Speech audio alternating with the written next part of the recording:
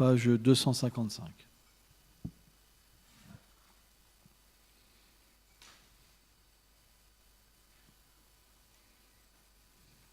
Verset 49, chapitre 8. Baladve Om Namo Bhagavate Vasudevaya.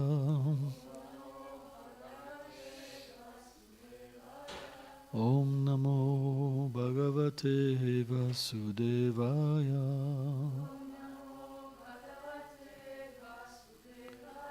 Om Namo Bhagavate Vasudevaya.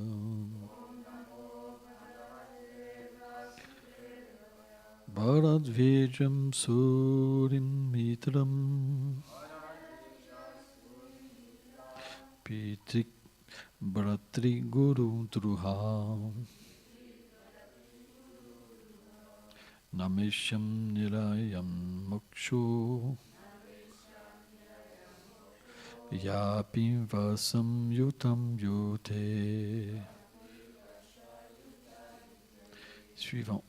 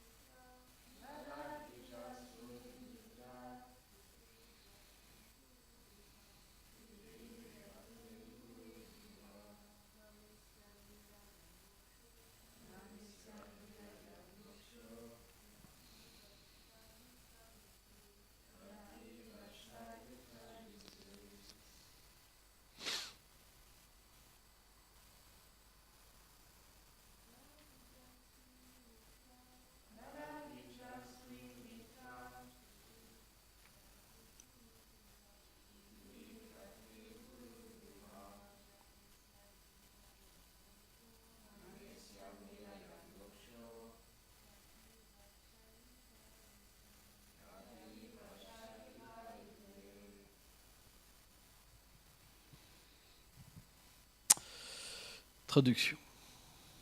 Parce que j'ai tué des enfants, des brahmanas, des proches, des amis, des oncles, des cousins, et même des précepteurs, même après des millions et des millions d'années, il ne peut avoir pour moi aucun moyen d'échapper à ma destination infernale. Donc je vais lire l'autre verset, parce que tu n'as pas tenu à porter. Nenurhagyam planbhatum dharmam yudevadam visam iti menatu bodhayam kalpete shachanam vacham. Ô roi, qui tue des ennemis dans une guerre juste ne commet pas de péché en protégeant ses citoyens, mais cette règle ne s'applique pas à moi. Teneur est porté.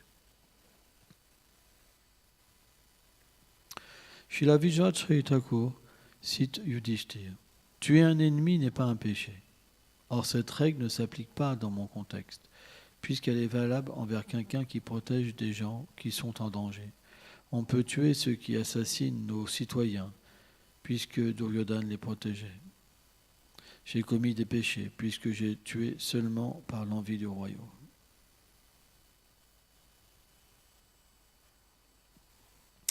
Oma Ganati Milandasya, Ganam Jalam Shalakaya. Shakshuru meditam dinatasme shigulave nama. Nama om Vishnu padaya Krishna pestaya bhutale Srimate Bhaktivedanta Swamiti namine. Namaste Sarasvati Devi Gauravani Plachani. Nilveshesha Sunyavadi Plachata Deshatarine.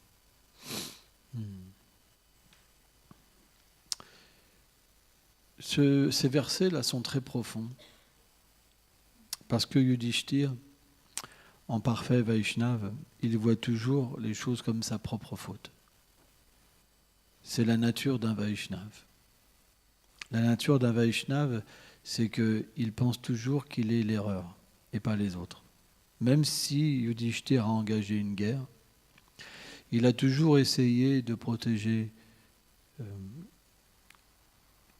même ses ennemis quelque part. Parce qu'un Vaishnav est le protecteur de tous les êtres. Mais comme la guerre était inévitable, il a dû naturellement combattre pour le Dharma, puisqu'il est le Dharma personnifié. Mais on voit qu'une fois que la bataille de Kurukshetra donc, était engagée ou presque finie, ou finie, dans ces différents stades, naturellement Yudhishthir se repentait en fait. Parce qu'un Vaishnava n'a pas d'ennemi. Un Vaishnava ressent de l'amour et de la compassion pour tous les êtres. Mais dans ce contexte-là, Yudhishthir, finalement, il s'est vu contraint d'accepter qu'il avait tué tellement de gens. Et dans son humilité, il acceptait que ce n'était pas simplement pour le Dharma, mais juste pour la cupidité, pour le royaume. En fait. Qu'il aurait mieux fallu finalement qu'il se retire. On voit, c'est la même qualité qu'Arjuna. Arjuna a voulu faire la même chose. Et Yudhishthir était perdu. Vraiment perdu. Et dans un moment qui est difficile dans la vie, on a besoin du gourou. C'est le principe, d'une autorité supérieure. Yudhishthir était un gourou suprême. Mais il a eu besoin d'un gourou pour confirmer ses pensées. C'est intéressant. Pour confirmer ses activités. Et ça, c'est là la marque d'un véritable Vaishnava. C'est qu'un véritable Vaishnava n'agit jamais seul. Parce que dans ce monde, toutes nos activités auront des répercussions. Vous pouvez pas faire autrement. Vous ne pourrez jamais ne pas blesser quelqu'un. Ce n'est pas possible. Ce que vous pensez que quelque chose est bien, un autre va penser que c'est mal, un autre très mal, un autre une grave offense, un autre vous allez en enfer. La même activité, elle est jugée par différentes personnes et selon leur conscience, elle est bonne, elle est mauvaise, elle est transcendantale. Vous comprenez ? Donc vous ne pouvez pas ne pas provoquer la haine des autres. Aucune personne n'a réussi à faire ça. Même des grands Vaishnavas comme Bhaktisiddhanta, ils ont vu des disciples jeter les livres de Bhaktisiddhanta dans le Gange et rejeter Bhaktisiddhanta. Même des grands Vaishnavas ont vu d'autres personnes les rejeter. Ce n'est pas possible. Et donc, Yudhishthir, dans son humilité naturelle, il voulait aller trouver Bhishma, en fait, qui était sur son lit de flèche. Parce qu'il était pour lui le gourou, son maître. Parce que Bhishma, bien qu'il était dans le camp adverse des Kauravas, il était parfait. Il était parfait puisqu'en fait il avait fait une promesse de toujours protéger le trône d'Hastinapur. Donc il était lié à cette promesse. Et à cause de cette promesse, il a dû combattre contre les Pandavas. Mais son cœur était avec les Pandavas. C'est pour ça que même Duryodhana, à un moment, il lui a dit « Tu t'es joué de moi en fait. En fait, tu ne veux pas gagner la bataille. Parce que tu es attaché aux Pandavas. Tu aimes les Pandavas. » Et là, Bhishma, il a été obligé, naturellement, de faire cette promesse que le lendemain, il allait les tuer. Donc il a fait 5 flèches pour tuer les Pandavas.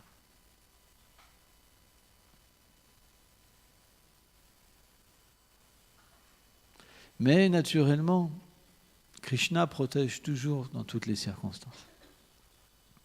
Donc les flèches ont été perdues, dérobées, par la grâce de Krishna. Et naturellement, même si Bhishma, il a promis, quand il a vu ça, qu'il livrait sa plus grande bataille, au fond de lui-même, il était très satisfait. Parce que ces 5 flèches pouvaient vraiment tuer les Pandavas.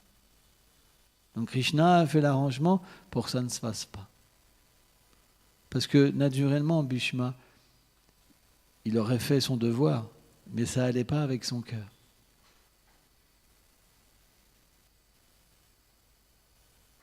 Et donc, on sait que le lendemain, Bhishma a combattu avec une telle force qu'il a même battu Arjuna. Arjuna était complètement défait.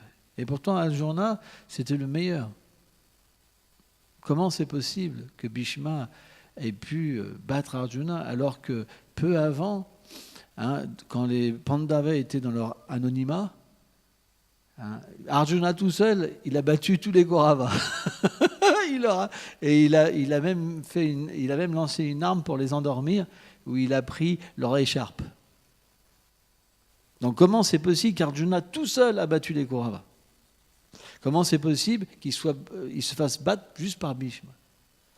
Comment c'est possible? Parce que Bhishma devait prouver son amour.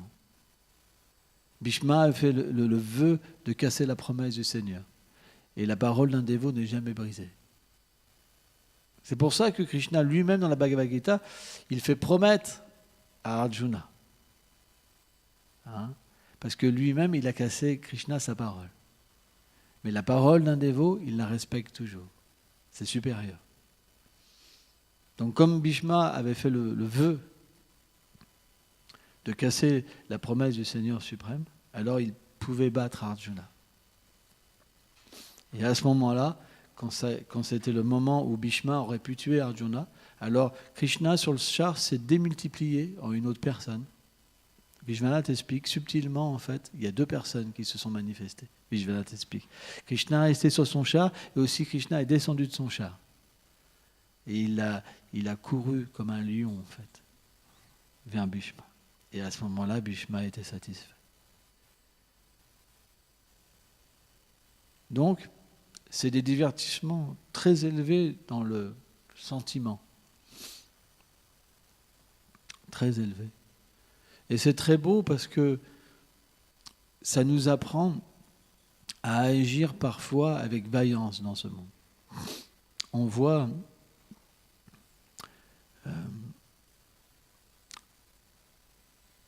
parfois des dévots sont un peu sentimentaux quand il y a des querelles, des choses comme ça. Mais on voit que le Mahabharata, c'est plein de querelles. C'est que ça.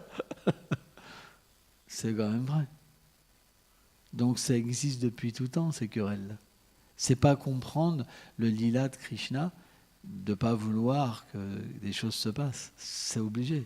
C'est pas comprendre les divertissements du Seigneur suprême. Mais Yudhishthir nous fait voir que la finalité, c'est toujours l'humilité. C'est pas l'orgueil. Bien qu'il y ait des querelles, parfois, la finalité, c'est l'humilité. Chacun pense, c'est de ma faute. C'est ça la philosophie Vaishnava. C'est pas que les Vaishnavas restent sur l'opposition. J'ai gagné, je suis le meilleur, etc., etc. Non. Chaque Vaishnava pense, en fait, je suis un grand pécheur. J'ai offensé un autre Vaishnava. C'est pourquoi, quand deux Vaishnavas, grands Vaishnavas se querellent, la réalité, la finalité est toujours belle. Mais si les Vaishnavas ne sont pas à un haut niveau, ça se finit jamais. Ou c'est bancal. Chacun veut garder ses positions, parce qu'il y a sa réputation, il y a les disciples, il y a l'institution, etc. Vous comprenez? Mais quand c'est vraiment pur, regardez Yudhishthir, il était à la tête de la terre entière, finalement.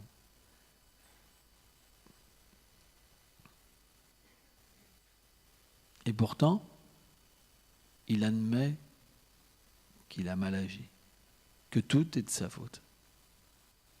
C'est là qu'on voit que être un Vaishnava, c'est pas si évident que ça, c'est rare. Un sage, c'est différent. On voit que des sages se mettent en colère et maudissent. Mais les Vaishnavas, non. Les Vaishnavas, ils pensent, je suis le plus bas. Et Yudhishthir pensait qu'il allait même aller en enfer.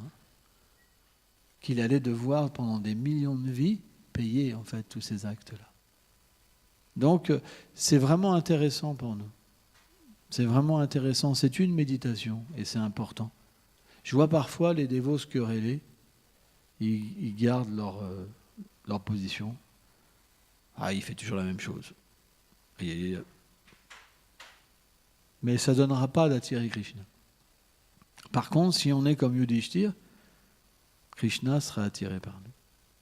Donc pourquoi ces divertissements sont racontés? Pourquoi le Seigneur agit comme ça? Pourquoi il les met en scène, ces divertissements? Dans chaque univers. La bataille de Kurukshetra, elle a lieu dans chaque univers.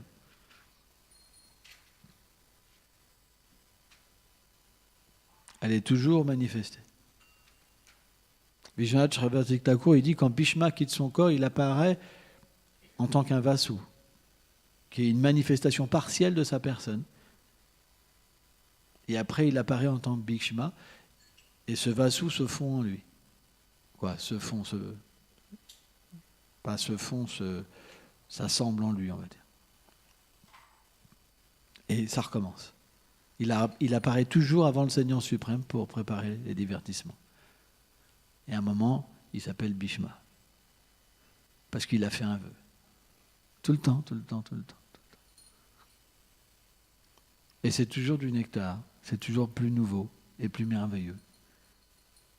Parce que l'amour est toujours beau. Prenons par exemple, même matériellement, deux amoureux. Allez dire à deux amoureux que c'est toujours la même chose. Quelqu'un est déjà tombé amoureux, allez dire à deux amoureux que c'est toujours la même chose.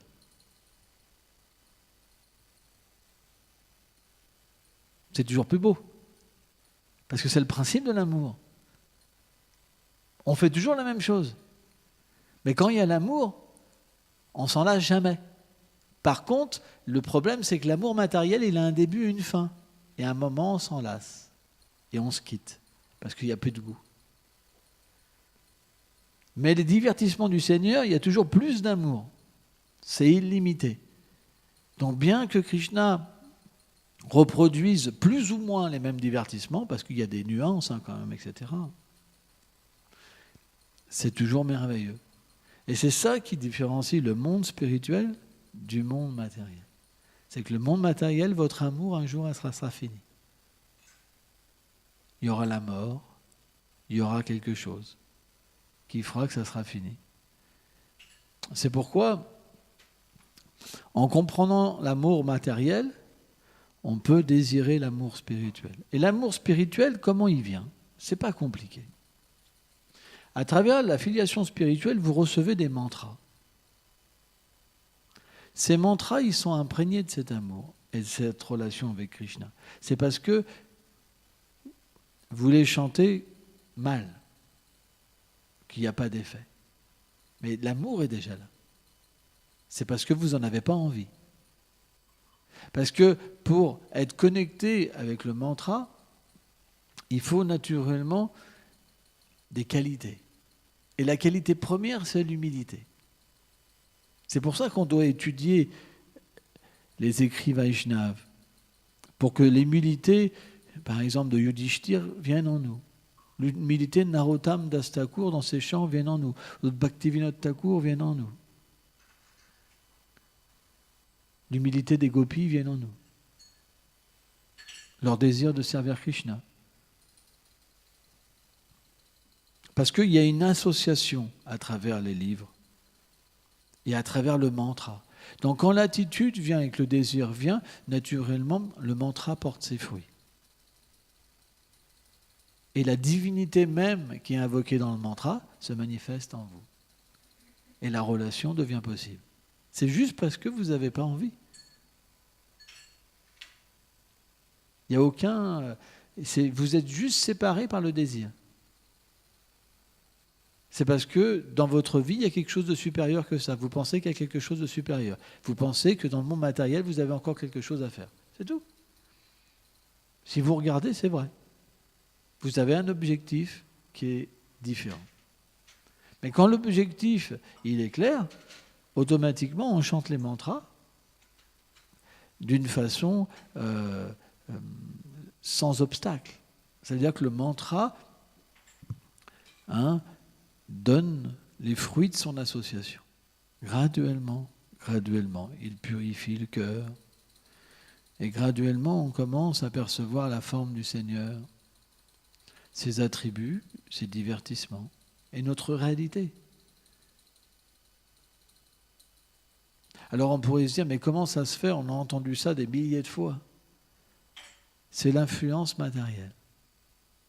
L'influence matérielle et le manque de Sukriti des vies passées font que même si on entend, on ne peut pas comprendre.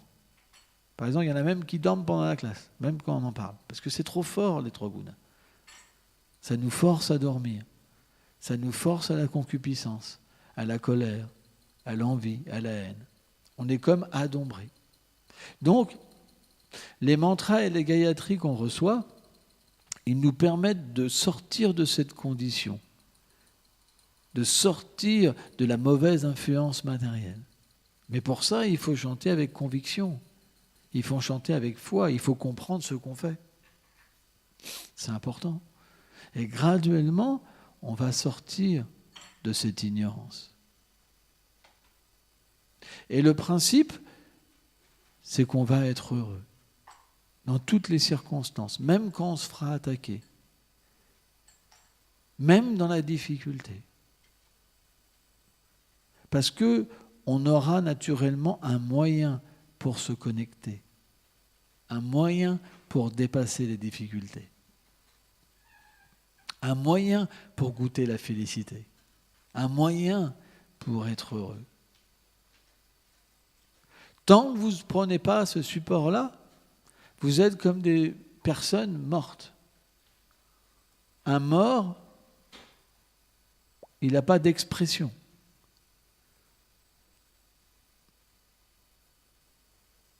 Il n'a pas de désir. Tout se fait, les trois gunas, simplement, quand l'être vivant est conditionné, ils influencent l'être sans que véritablement l'être puisse désirer et agir. C'est terrible comme condition. Vous n'êtes pas ce corps, vous n'êtes pas cette concupiscence, vous n'êtes pas cette colère. Et pourtant, vous pensez que vous l'êtes. Donc les mantras peuvent vous permettre de vous sauver de cette circonstance-là. Il faut avoir foi dans les mantras que donne la filiation spirituelle. Parce qu'ils ne sont pas différents du Seigneur lui-même et de ses associés. Ils peuvent nous amener directement à l'expérience de notre réalité. Vous n'avez pas d'autre moyen. Donc pourquoi gâcher ce moyen? Pourquoi jour après jour continuer à chanter comme des chèvres, des chacals, je ne sais pas, qu'est-ce qu'on pourrait dire, comme des personnes qui n'ont pas la conscience pour chanter. Bon, je ne sais pas si les chacals ils pourraient chanter. Ouais, c'est une façon de parler. Ça veut dire qu'on reçoit quelque chose, mais on ne va jamais avoir de conscience pour le chanter. On le chante juste, on ne sait même pas pourquoi on chante. On pourrait même arrêter de chanter.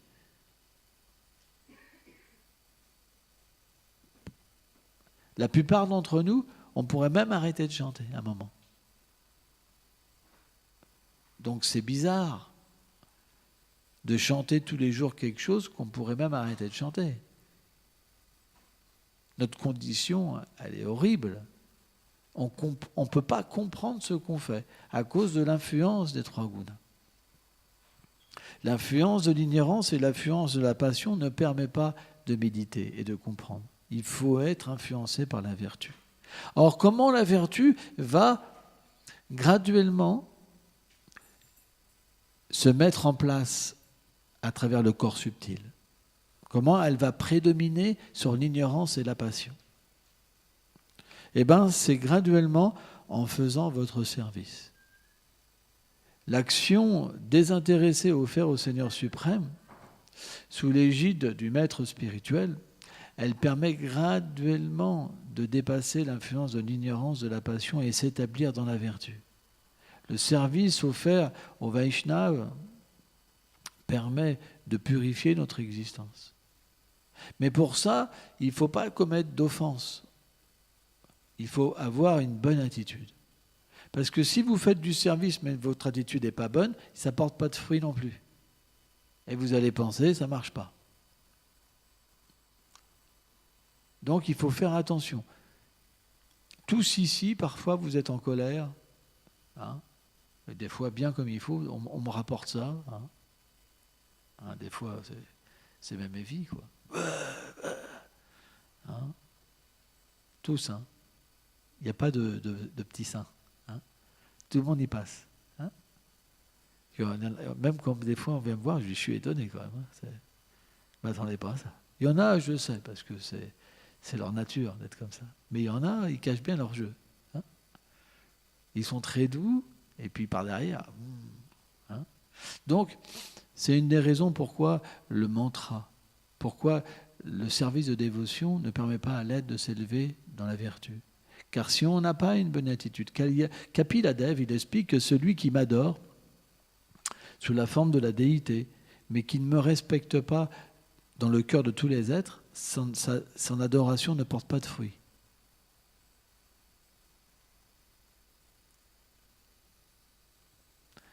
Des fois, même presque en dormant, on peut faire comme ça. C'est juste...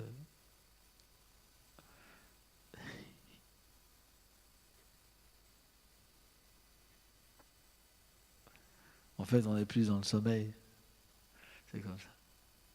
C'est pas facile, la condition matérielle. C'est vraiment dur. Hein. On est toujours esclave de quelque chose. C'est pour ça qu'on doit aller vers la liberté. Notre dharma, c'est la liberté. Hier, j'écrivais avec quelqu'un et je lui disais, mais va vers la liberté. Va vers quelque chose que tu ressens, en fait. Parce qu'on a tous des qualifications différentes sur notre vie passée. Par exemple, dans le monde Vaishnav, il y a souvent des querelles. Quelqu'un qui n'a pas la qualification, quand il voit ces querelles, il ne peut pas comprendre. Et naturellement, il devient apeuré, choqué, plein de doutes, et c'est normal. C'est pour ça qu'il faut absolument étudier, lire. Vous verrez qu'il y a plein de conflits. L'univers est toujours un conflit. Mais il y a une manière d'être dans le conflit et d'être victorieux. Victorieux, ça veut dire qu'on progresse. Ça ne veut pas dire qu'on gagne sur l'autre. Avouer sa défaite, c'est un progrès. Si l'autre ne l'avoue pas, c'est comme perdre. Vous comprenez? Donc on doit aller vers la défaite. On doit aller vers l'humilité. C'est quelque chose qui est important. Hein. Merci beaucoup.